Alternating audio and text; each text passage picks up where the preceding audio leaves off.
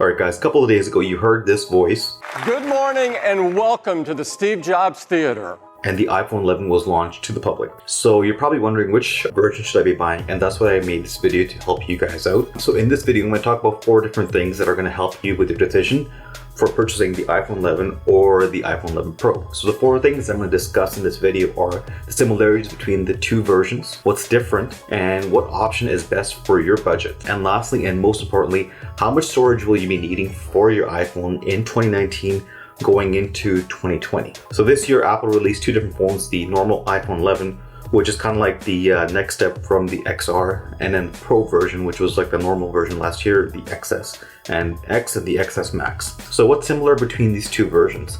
Well, both these phones have the same cameras on the back. They come with dual cameras that are ultra wide and wide cameras, both coming in at 12 megapixels. They all can record 4K videos up to 60 frames per second. That's really good if you want to do like a lot of action shots. The video that you're watching right now is being recorded at 24 frames per second. They all have Face ID. They come with Apple's latest A13 Bionic chip with the 3rd generation neural engine. They have very similar water resistant. They are both IP68 certified, but the Pro version is a little bit different, which I'll get into that in a couple of minutes.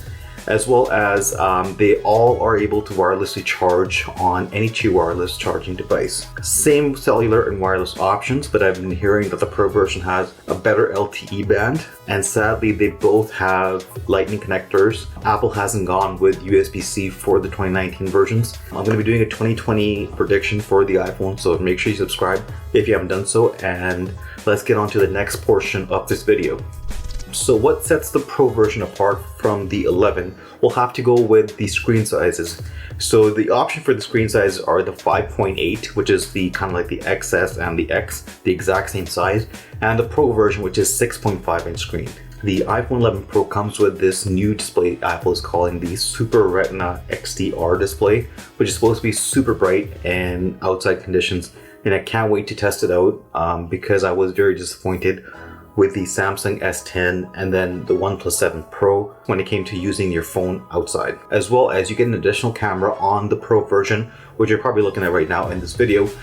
It's a telephoto lens which comes in at about 12 megapixels. So the next biggest difference you can notice on the Pro versions is going to be the back of the phone. So on the 11, the normal version, or the XR predecessor, the phone that kind of came after the XR, has a simple glossy glass back, as they call it. On the Pro version, what they're doing is they have a matte glass back. What I have learned, and from watching a lot of videos, is that the glossy version is a little bit more slipperier than the normal iPhone 11 version, which has the glossy glass back. So definitely get a case or a skin.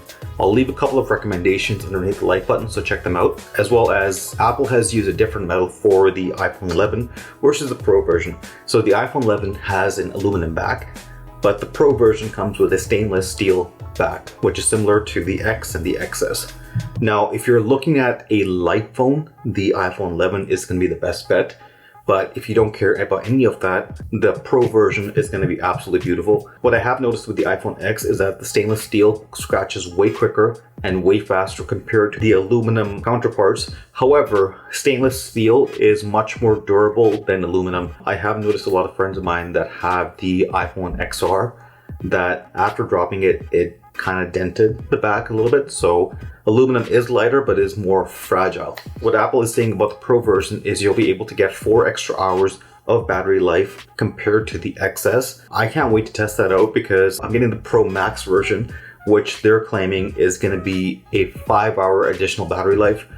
I know it's not going to be 5 hours, but I'm going to see how far it goes. Even if it's 4 hours, 3 hours extra compared to the XS, definitely a huge plus, especially on a big screen like the Pro version Max. And lastly, with the Pro version Max, of course they want to have, the best things they can possibly give you. It does come with the highest end storage on an iPhone available today, which is 512 gigabytes. The iPhone 11 only maxes out at 256. On to the third thing of this video, which is like if you're on a budget for this iPhone, if you're desperately needing a new iPhone, and you can't wait until the next year's iPhone or the next 6 months, the iPhone 11 is probably your best bet. It's coming at $699, which is $50 cheaper than the XR, which started off at $749. It comes with close to 90% of the same features that the Pro version has. The same chip, the A13 Bionic chip. The same camera system for the front and the back, which is quite interesting. Same nighttime mode, no difference. If you do have a little bit of space in your budget, then obviously do go for the Pro version if you want to get a really good phone. The iPhone 11 will be able to handle everyday tasks that you throw at it, like Instagram, taking pictures, recording videos, texting, looking at your email, reading content, browsing the web. Definitely no difference between the Pro version and the 11 version. If you want a little bit of a bigger screen from the 6.1 inch on the 11 to the 6.5 inch, then obviously you can upgrade to the Pro version. So on to the last part of this video, which is the storage option. I know a lot of people do decide to go with the 64 gigabyte version and they just, kind of regret their decision at the end. I don't recommend going for 64 gigabytes for any phone, whether it's the 11 or the Pro version, because the iOS 13 by itself, it takes about 3 to 4 gigabytes of storage. And if you look at the other applications that Apple installs, like your Messenger, all the other small applications from Apple, it gets to 10 gigabytes. So you're stuck with 54 gigs. Personally, I love to download my content, which is like downloading my music. Sometimes I even have to download shows when I'm going on a trip, or I won't be able to get Wi-Fi. So for that reason, even if I download all my music library, it's close to 20 gigabytes. I live in Canada where data plans are very, very expensive. We don't really have unlimited data plans. So for that reason, I typically do download all my music or my podcasts. So that's another 20, 30 gigabytes. So what I recommend is, if you are going for the iPhone 11, 128 is it's kind of strict, but it'll get you through for 2019, maybe 2020. But 256 is the sweet spot for 2019 and 2020. So in 2017/2018, I was using the iPhone 11X, the 256 gigabyte version. It was more than enough for me to consume content, record content. So I was recording all my videos on the iPhone X.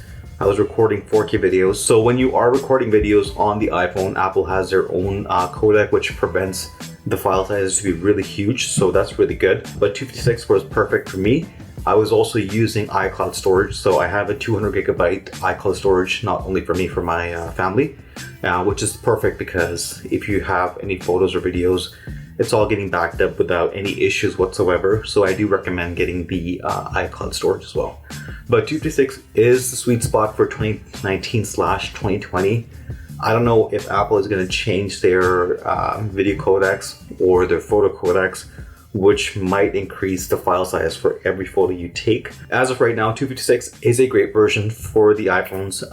If you have the extra budget, you can go all out and get the 512, but if you are planning on using this phone for a year and a half and then kind of like swapping it over, switching it up, selling it on Facebook Marketplace or Craigslist, I do find that the 512s are a little bit harder to sell off because people don't want to spend that much money on a device that's a year and a half old.